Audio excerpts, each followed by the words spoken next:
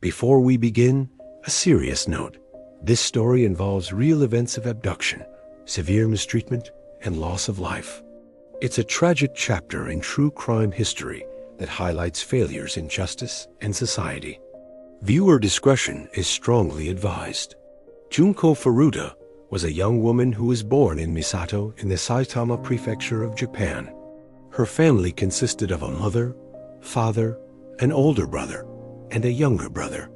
She attended high school at a school in Saitama while working part-time at a plastic molding factory after school. She was saving up for a big graduation trip she was planning. She was all set up to start working at an electronics store after she graduated.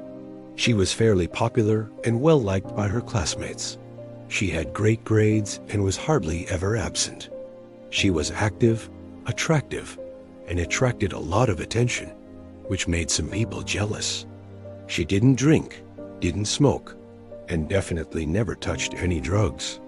This made her seem very lame in the eyes of the thugs around the school, the Yakuza wannabes. One of the boys in this group was named Hiroshi Mo. He actually developed a bit of a crush on her and wanted to get physical with her. He proposed this, and she refused. Hiroshi was a pretty big bully in this school, one of the only ones actually involved with the younger members of the Yakuza at the time.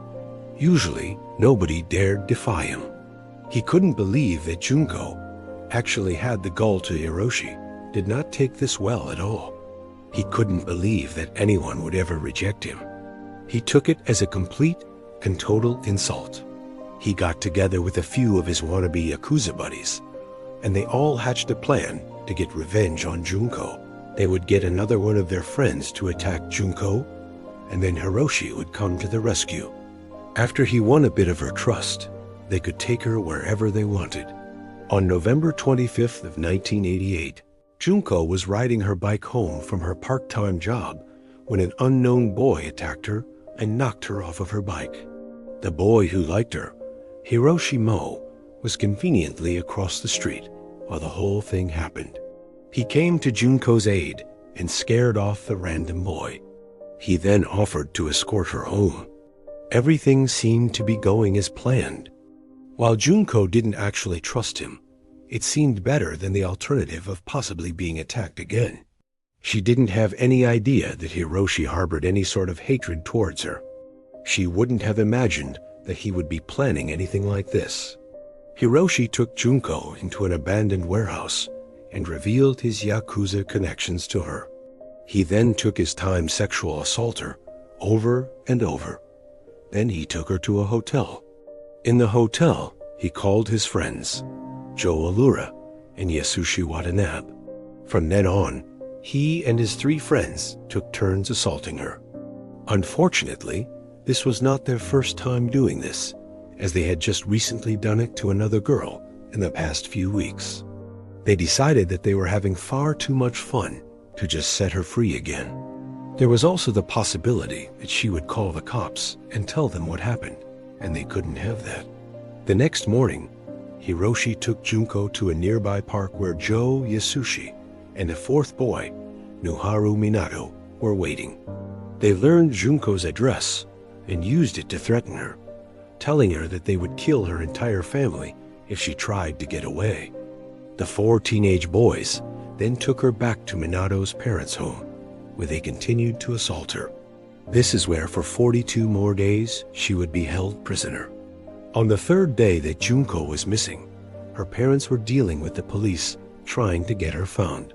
Knowing this would happen, the captors made her call her parents and tell them that she had run away and was staying with a friend safe and sound. She was forced to ask her mom to stop the investigation. They held Junko captive in the bedroom, forcing her to pose as one of the boys' girlfriend. It didn't take long for the parents to realize that this was a lie. Eventually, they dropped the whole girlfriend act altogether, as it was very clear that they weren't going to get in any trouble. Immediately after arriving at the home, the boys forced Junko into becoming their toy. They beat her relentlessly and sexual assaulted her countless times a day, often taking turns.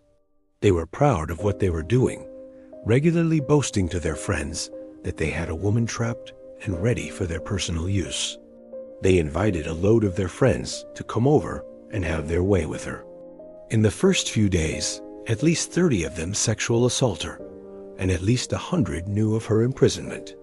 Even women were invited to come see the spectacle, with a young girl even being invited to come over and see the prisoner, who then took a pen and doodled on her face. By the day's 7 mark, Junko had been already completely stripped of all of her humanity. She was forced to be naked at all times and was constantly beaten and humiliated. They would shove her into the freezer for hours when they were bored with her, only pulling her out when they wanted to assault her again. Nuharu Minato's brother and parents were living in the same house that she was being held in. His brother did nothing aside from informing him that Junko might die.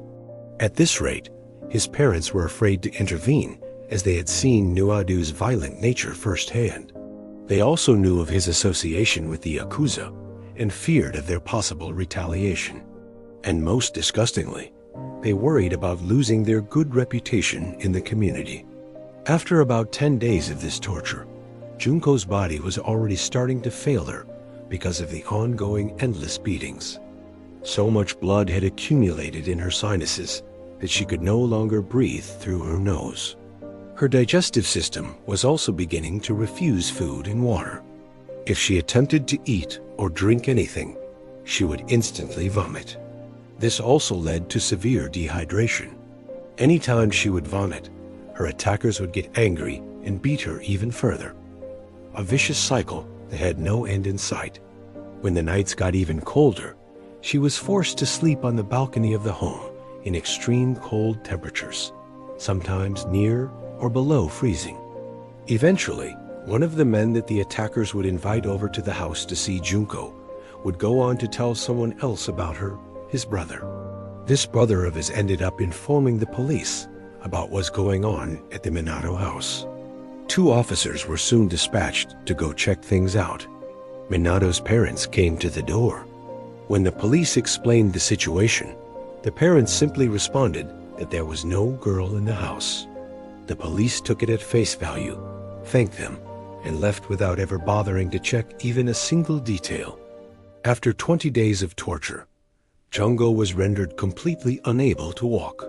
She had had lighter fluid poured on her legs and set on fire, leaving her with severe burns.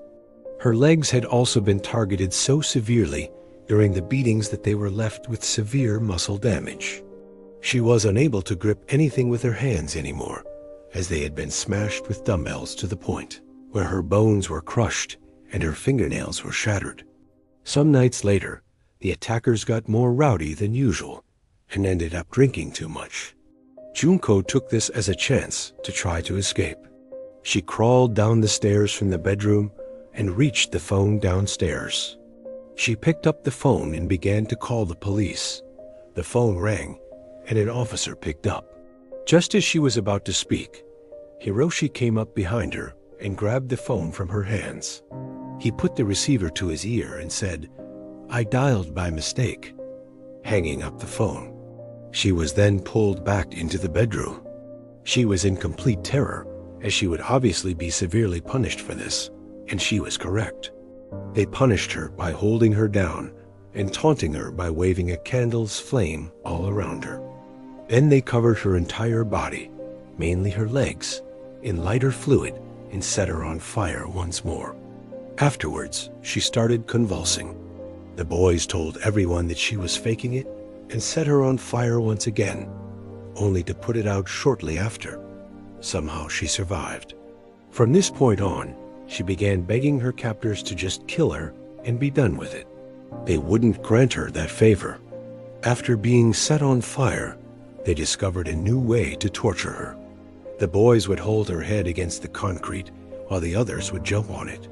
One can only imagine what kind of pain and damage this would have caused. After about 30 days, Junko was no longer able to urinate properly. She had suffered severe damage to her genitals after they had been burned with cigarette lighters. She also had various foreign objects inserted into her, many sharp and jagged. Even fireworks had been inserted into her. The fireworks were not limited to only one orifice, as they were also inserted into her anus, mouth, and ears as well. She was left with eardrum damage so severe that she was nearly deaf at this point. Her hands and feet were so damaged that she could hardly move. At best, she could crawl. It took her over an hour to crawl to the bathroom. A later report showed that her brain size was greatly reduced by this point in time. Due to her hellish appearance, the boys no longer found her attractive. They used the same strategy again to abduct and sexual assault another 19-year-old woman while she was on her way home from work. During these 44 days of hell, Junko Furuta was forced to withstand the most unspeakable torture and suffering that a person can imagine. More than 100 men are believed to have sexual assault her by the end. Constant humiliation. She was forced to be left naked most of the time. She was forced to pleasure herself in front of the attackers for their entertainment. She was beaten physically every day. She was beaten with golf clubs, iron rods, bamboo sticks, and various other objects. She had dumbbells dropped all over her body, and her head stomped against the ground face first. She had hot wax poured all over her face with a focus on her eyelids. Her eyelids were also burned with cigarettes and cigarette lighters. She was violated with a long list of various objects shoved into all orifices, including but not limited to bottles, both broken and unbroken, iron bars, scissors, roasting needles, chicken skewers, and more. She was given only the strict bare minimum of food and water. At times, she was forced to eat cockroaches and drink urine. She had fireworks put into all of her orifices, leaving damage and severe burns. She had her left nipple ripped off by a pair of pliers. She would be tied up flat on the floor and had dumbbells dropped all over her body. The drops on her abdomen were so hard that it caused her to lose all control of her bowels. She was hung from the ceiling and used as a punching bag. She was shoved into a freezer and kept there for hours at a time. Her eyelids were burned with hot wax and lighters when she closed her eyes in fear. Her breasts were stabbed with sewing needles, the needles often being left inside. Her genitals were burned with cigarettes and lighters. She had a hot-lit light bulb inserted into her vagina and moved around until it shattered. By the end, she looked like a completely different person after all of the damage. It was hard to even make out her facial features. Her body was severely damaged and crippled, and she smelled as if she were already rotting. She was continuously heavily bleeding from her genitals from all of the abuse. She wheezed heavily, struggling to breathe from all of the blood accumulated in her sinuses. On day 40, January 1st, Junko woke up to New Year's Day alone.